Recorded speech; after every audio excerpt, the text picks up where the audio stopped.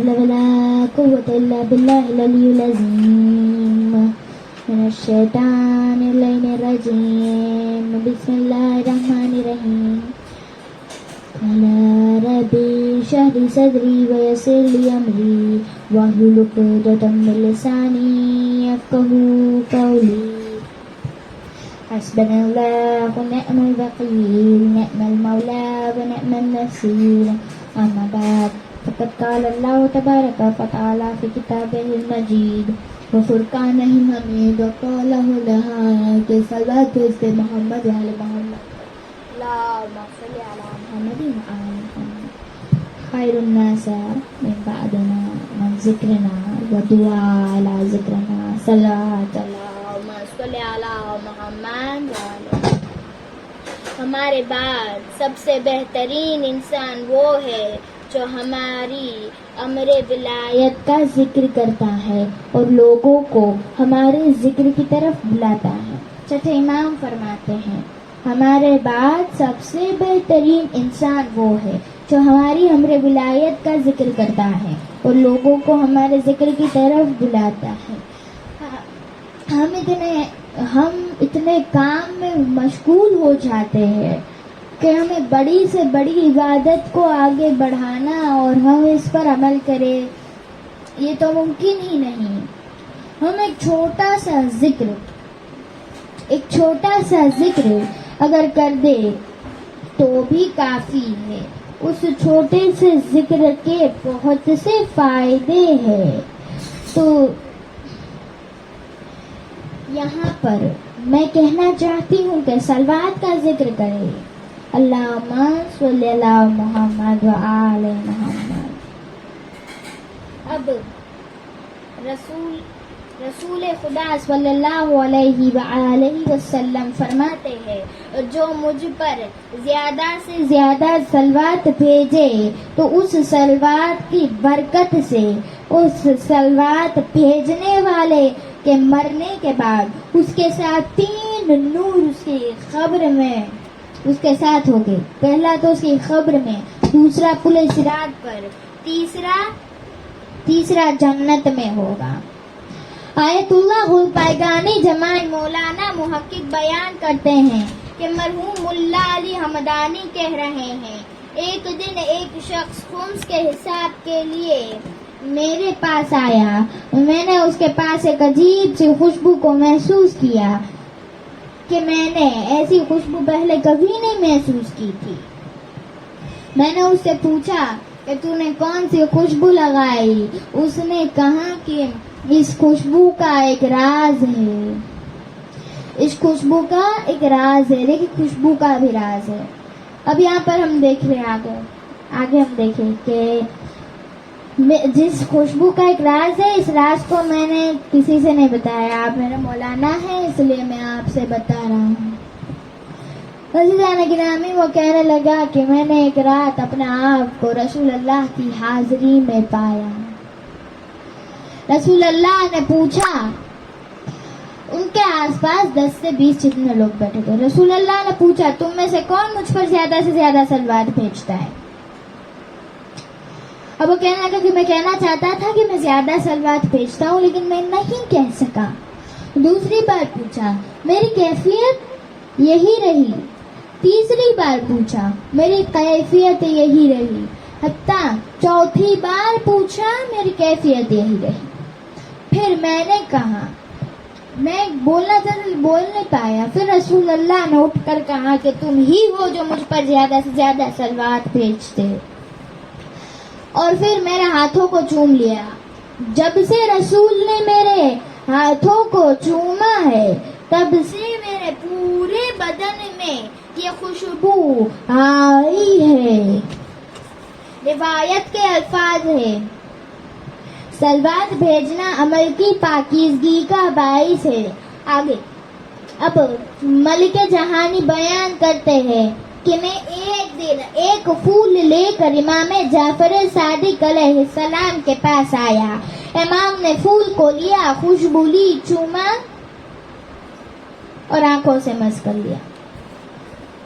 اور پھر فرمایا کہ جو شخص مجھ پر جو شخص اس پھول کوئی بھی پھول ہو اسے لے آنکھوں سے مس کرے چومے اور پھر کہے اللہم صلی علی محمد وآل محمد، تو اس پھول کو زمین پر رکھنے سے پہلے اس کے سارے گناہ معاف ہو جاتے ہیں۔ دیکھو، گناہوں کو ختم کرنے کے لیے صلوات بھیجنی پانی سے آگ کو بجھانے سے زیادہ بہتر ہے۔ ایک دن ایک شخص بازار میں سے مچھلی خرید کر لایا اور اپنی بیوی سے آ کر کہنے لگا کہ اس کی غذا تیار کر، میں آگ پر۔ اس کی بیوی کہتی ہے کہ میں نے آگ پر مچھلی کو رکھ دیا، بہت دیر ہو گئی، بہت انتظار ہو گیا، لیکن اس مچھلی پر آگ کا کوئی اثر نہیں ہوا۔ دونوں میاں بیوی حیران ہو گئے۔ دونوں اس مچھلی کو لے کر رسول اللہ کے پاس آئے اور کہا، یا رسول اللہ، کتنی دیر سے اس مچھلی کو ہم نے آگ پر رکھا ہوا ہے، بہت دیر سے میں نے اس مچھلی کو آگ پر رکھا لیکن پکی نہیں رہی، آگ اس پر ذرہ برابر بھی اثر نہیں کر رہی ہے۔ رسول اللہ نے پوچھا، اے مچھلی، تجھ پر آگ اثر کیوں نہیں کر رہی ہے؟ وہ کہنے لگی، اللہ کی قدرت دیکھے۔ اللہ کی قدرت سے وہ مچھلی بولنے لگی، کہنے لگی کہ یا رسول اللہ، میں فلاں دریا میں رہتی تھی، فلاں سمندر میں رہتی تھی اور میں اس میں تیر رہی تھی۔ میں تیر رہی تھی کہ ایک کشتی وہاں سے گزری۔ ایک مسافر نے کچھ ذکر کیا۔ کیا ذکر کیا؟ اللہم صلی علی محمد وآل محمد، صلوات کا ذکر کیا۔ اب وہ مچھلی کہنے لگی، مجھے اس ذکر بہت پسند ہے کہ میں نے اس ذکر کو دوہرا دیا۔ جیسے ہی میں نے اس ذکر کو دوہرایا، ایک غیبی آواز آئی، اے مچھلی، تجھ پر آگ حرام ہے، تجھ پر آگ ابھی اثر نہیں کرے گی۔ بس یا رسول اللہ، اسی لیے مجھ پر آگ اثر نہیں کر رہی۔ رسول خدا فرماتے ہیں کہ خداوند عالم 100 صلوات کے عوض 100 حاجتیں پوری کرتا ہے۔ صلوات پڑھنے سے غریبی اور تنگ دستی دور کرتا ہے۔ ایک شخص رسول اکرم کی خدمت میں آیا اور کہنے لگا، یا رسول اللہ، میں اتنا غریب ہوں، غریبی اور فقیری کی وہ جو ہے شکایت کرنے لگا۔ رسول اللہ نے کہا کہ تو گھر میں داخل ہو، تب مجھ پر درود و سلام بھیج، دیکھ تیرے گھر میں کیسا رزق آتا ہے۔ وہ یہ عمل کرنے لگا۔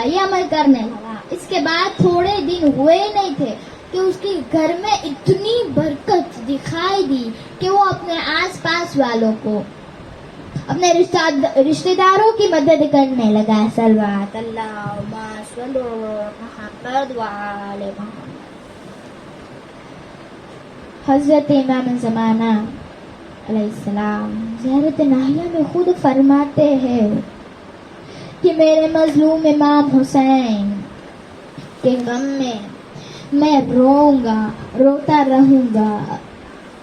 آج میرا امام اشک بہاتے بہاتے خون کے آنسو رو رہا ہے۔ آئے عزیزو، ہم امام کے مصائب وقت کے امام سے سنیں۔ عزیزو، زیارت ناہیہ میں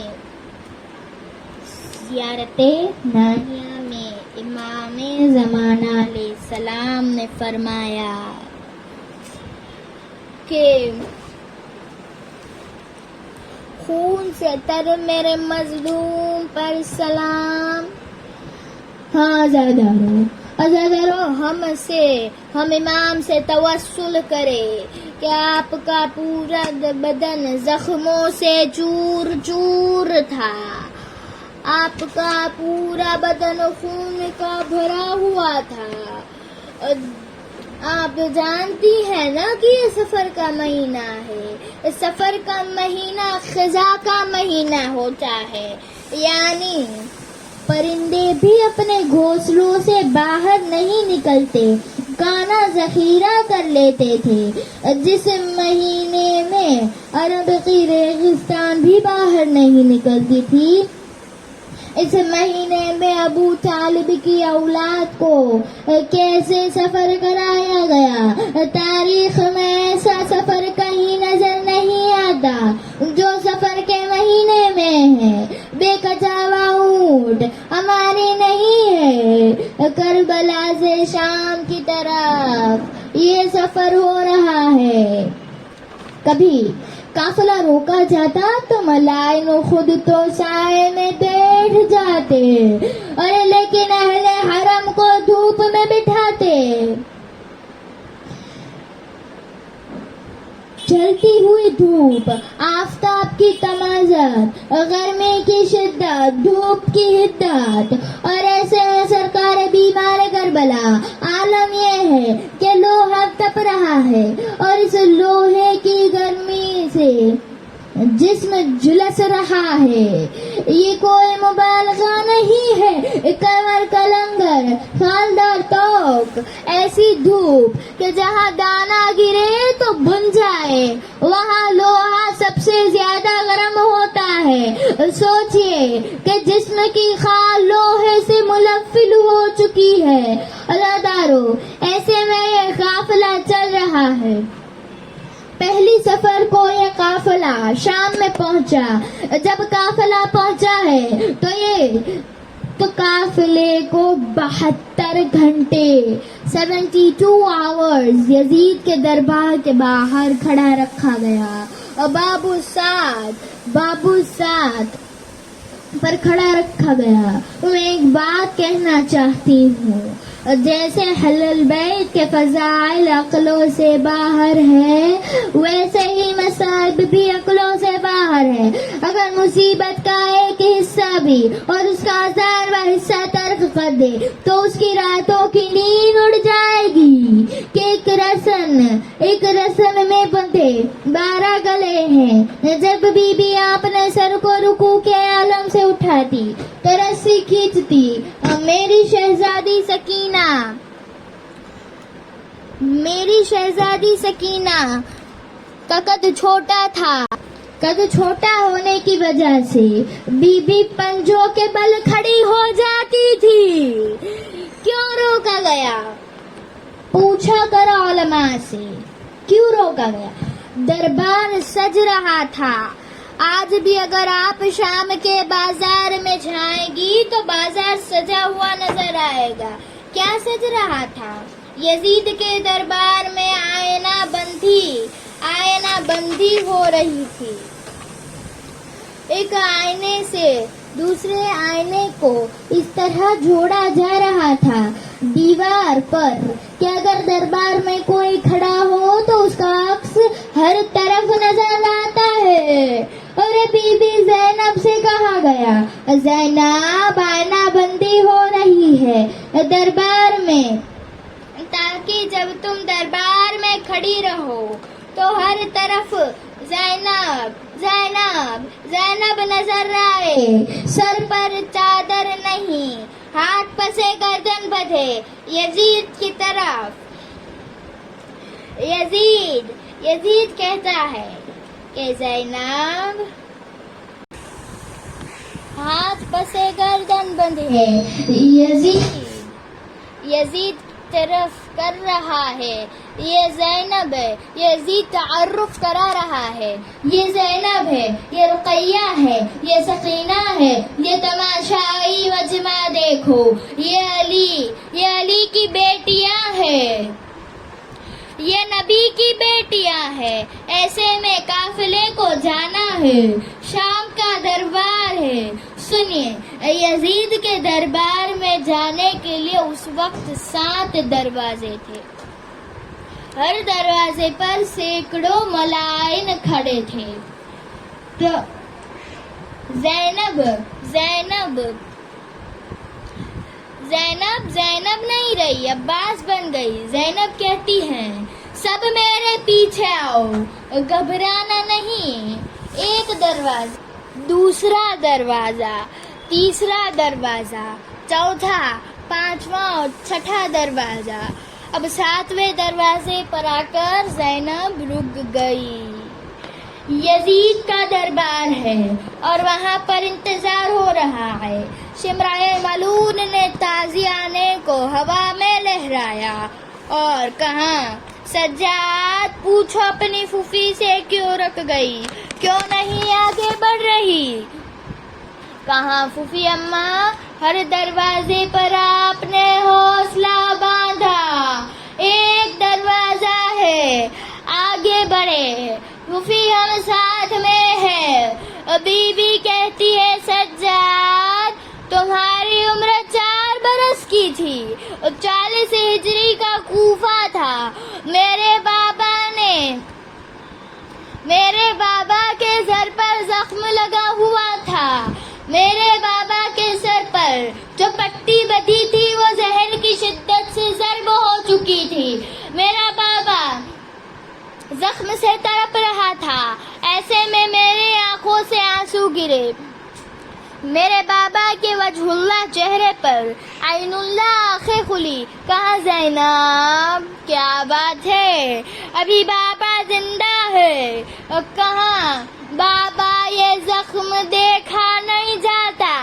کہا، زینب تو ام المصائب ہے، تجھے بہت مصائب سہنے ہیں، اور اس وقت یزید کے دربار میں جانے کے لیے 7 دروازے ہوں گے، ہر ایک دروازہ پر ہزاروں ملائن ہوں گے، زینب تجھے جانا ہوگا۔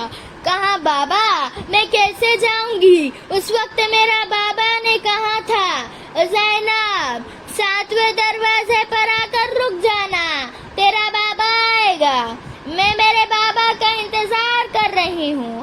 بس یہ کہنا تھا کہ مولا علی آئے اور کہا، زینب میں آ گیا ہوں۔ تو اس وقت بی بی سکینہ ایک کونے میں خاموش بیٹھ گئی۔ علی نے کہا، سکینہ دادا سے نہیں ملو گی؟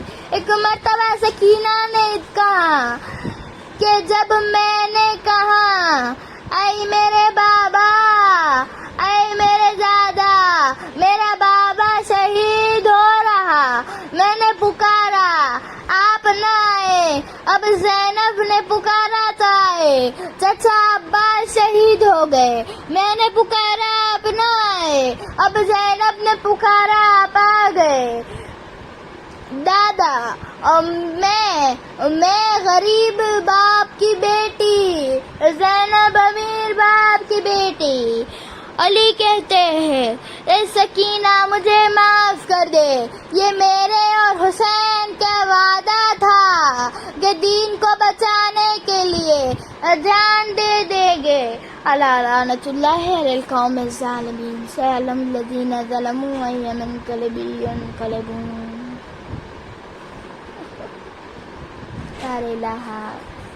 بی بی سکینہ اور بی بی زینب کا واسطہ ہمیں شام کی زیارت نصیب کر، مولا عباس اور بی بی زینب کا واسطہ ہر بھائی بہن کی محبت کو سلامت رکھ، اس مختصر سے عزاداری کو تو قبول فرما، ربنا تقبل منا انک انت السمیع العلیم۔